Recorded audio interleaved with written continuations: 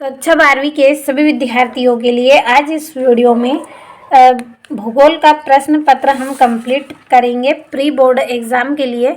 तो pre board में आपके किस तरह के क्वेश्चन आने वाले हैं, चलिए समझते हैं। तो आंसर सहित आपको पूरे प्रश्न बताऊंगी। हिंदी मीडियम और इंग्लिश मीडियम दोनों क्लास के लिए पेपर हैं। तो पहला प्रश्न है, सही विकल्प चुनकर लिखिए। तो निम्नलिखित में से कौन सा एक विरल जनसंख्या वाला क्षेत्र नहीं है? तो आपका रहेगा दक्षिण पूर्वी एशिया। ये क्या है? जनसंख्या वाला क्षेत्र विरल, यानी कि विरल जनसंख्या वाला क्षेत्र नहीं है।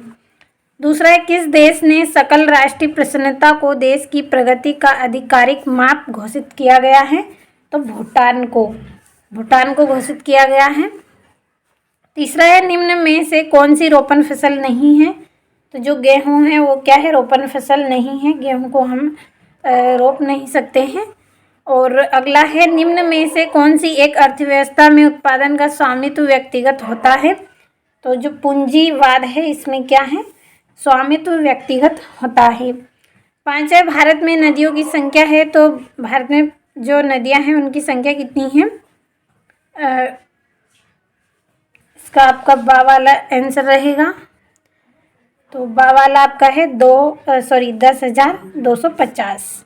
बढ़ते हैं अगले प्रश्न की ओर। अगला आपका प्रश्न रहेगा, तांबे का सबसे अधिक उत्पादन किस राज्य में होता है? तो तांबे का सबसे अधिक उत्पादन मध्य प्रदेश में होता है। अब इंग्लिश मीडियम वाले बच्चों के लिए टिक करेंगे। तो पहले का सी रहेगा, दूसरे का आपका बी वाला रहेगा, तीसरे का भी आपका सी रहेगा, चौथे का आपका ए रहेगा, और जो पांचवा है इसका बी वाला रहेगा, और जो छठा है उसका सी रहेगा। अब यहाँ से हम रिक्त स्थानों को भरेंगे। तो पहला है, कुमारी ई सी सैंपल डेडेस देश की भूगोलवेत्ता है। तो ये अमेरिका की है।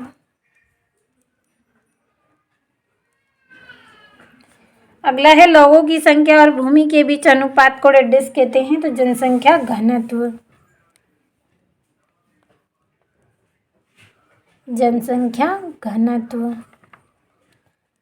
तो जगह कम है इसलिए छोटे शब्दों में लिखा है।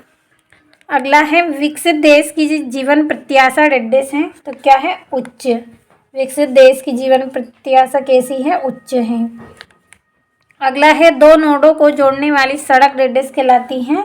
तो योजक कहलाती है। अगला है, भारत में सर्वाधिक जनसंख्या घनत्व वाला राज्य डेडेस है। तो कौन सा है? बिहार। अगला है, स्मार्ट सिटी मिशन का उद्देश्य डेडेस को बढ़ावा देना है। तो किसको? शहरी विकास को। शहरी विकास। अब यहाँ से इंग्लिश मीडियम वाले बच्चे आप भी स्क्रीनशॉट के माध्यम से कंप्लीट कर लें। अब चलिए हमारा अगला जो प्रश्न है उसमें कौन से प्रश्न हैं पढ़ लेते हैं। अगला आपका जो प्रश्न है उसमें आपको जोड़ियाँ बनानी है। तो पहली है, ट्रक कृषि। तो इसकी जोड़ी रहेगी सब्जियां पैदा करना। दूसरा है, लोहा इस्पात उद्योग। तो इसकी जोड़ी रहेगी जमशेदपुर भिलई। और सबसे अधिक रेल घनत्व। तो सबसे अधिक रेल घनत्व कौन सा है? बेल्जियम। चौथी है, जनसंचार माध्यम। तो रेडियो और दूरदर्शन। और सबसे छोटा धार्मिक समूह। तो इसका रहेगा जैन। तो यहाँ से भी चलिए नंबर डाल लेते हैं।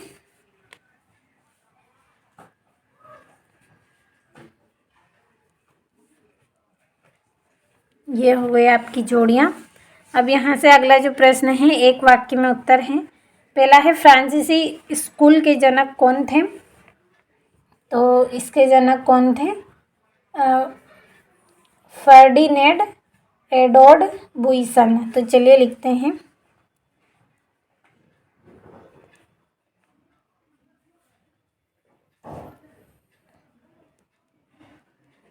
ये आपका आधा रहा है फर्डिनेंड। इस तरह से ये लगाना है आपको,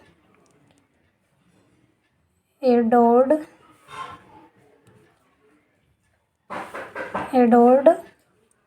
बुइसन। अगला है, जनसंख्या के वितरण को प्रभावित करने वाले भौगोलिक कारक कौन कौन से हैं? तो इसके भौगोलिक कारक आपके रहेंगे, चलिए इस तरह से एरो लगा कर हम लिखेंगे। कम शब्दों में बहुत बड़े बड़े उत्तर होते हैं बायो के। जीव विज्ञान, जलवायु और मिट्टी,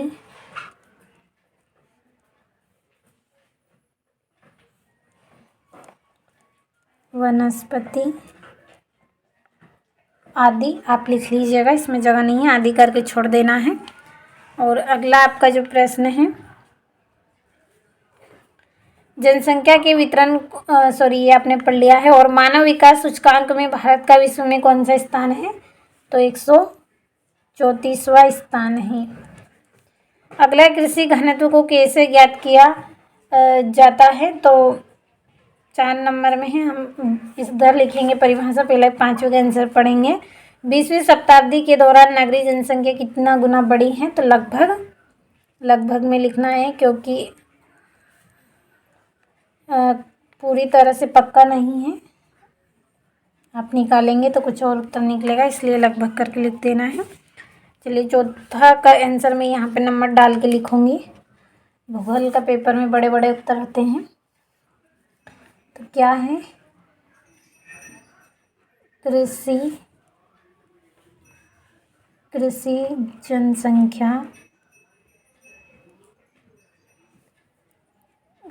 जनसंख्या को कुल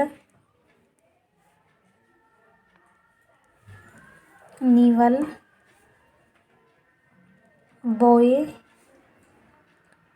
बोए गए क्षेत्र से विभाजित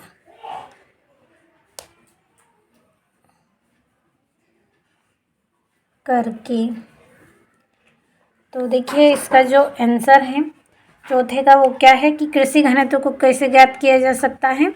तो कृषि जनसंख्या को कुल निवल बोए गए क्षेत्र से विभाजित करके ज्ञात किया जा सकता है।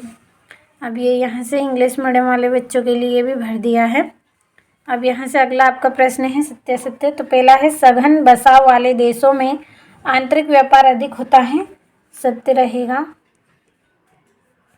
अगला है, 2 समय बिंदुओं के बीच जनसंख्या में परिवर्तन को जनसंख्या वृद्धि कहा जाता है, तो ये आपका सत्य रहेगा।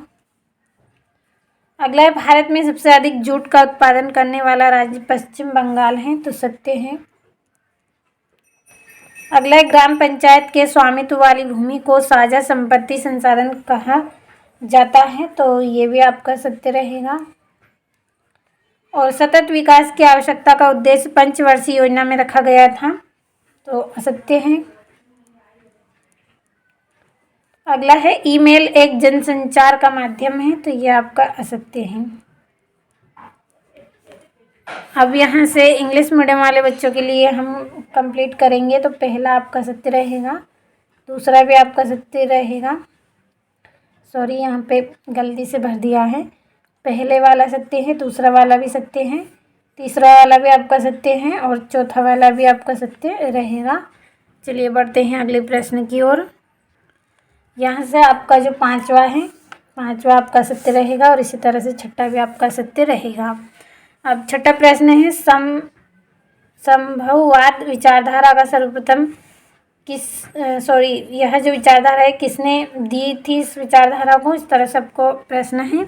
और जनसंख्या के वितरण की प्रभावित करने वाले 3 भौगोलिक कारकों का उल्लेख कीजिए। और 8वां है, विश्व में जनसंख्या परिवर्तन के लिए उत्तरदायी कारकों की व्याख्या कीजिए। और स्थानांतरणशील कृषि को कर्तन एवं दहन कृषि क्यों कहा जाता है। और द्वितीयक क्रियाकलाप किसे कहते हैं। और कायिक तथा कृषि घनत्व को समझाना है। और अथवा जनजाति से क्या आशय है। यहाँ से आपका 12वां प्रश्न रहेगा, मानव बस्ती का क्या अर्थ है, इसके प्रकार बताना है। 13वां है, भू निम्नीकरण क्या है, इसके कौन कौन से कारक हैं। और 14वां है, स्वेज नहर के 3 व्यापारिक महत्व लिखिए। 15वां है, भारत में नगरीय जनसंख्या वृद्धि से उत्पन्न कोई 3 समस्याएं लिखिए। और 16वां है, भारत में जल संसाधनों की प्रमुख समस्याओं का उल्लेख कीजिए। और 17वां है, प्राथमिक एवं द्वितीयक गतिविधियों में अंतर क्या है। और ये इसका अथवा है। तो चलिए बढ़ते हैं अगले प्रश्न की ओर। यहाँ से आपका 18वां राष्ट्रीय सतत कृषि मिशन क्या है, इसके मुख्य उद्देश्य बताइए। 19वां दिए गए विश्व के रेखा मानचित्र में निम्नलिखित को आपको दर्शाना है। और यहाँ से इसी तरह से ये आपका 20वां प्रश्न है। कंप्लीट अच्छे से आपको कर लेना है। तो आज की इस वीडियो में आपको भूगोल का प्रश्न पत्र सेट बी कंप्लीट करवाया है। अगले वीडियो में सेट ए आपने पढ़ा है और अगले वीडियो में सेट सी मैं आपको बताऊंगी। जब तक सेट बी और ए अच्छे से कंप्लीट करें।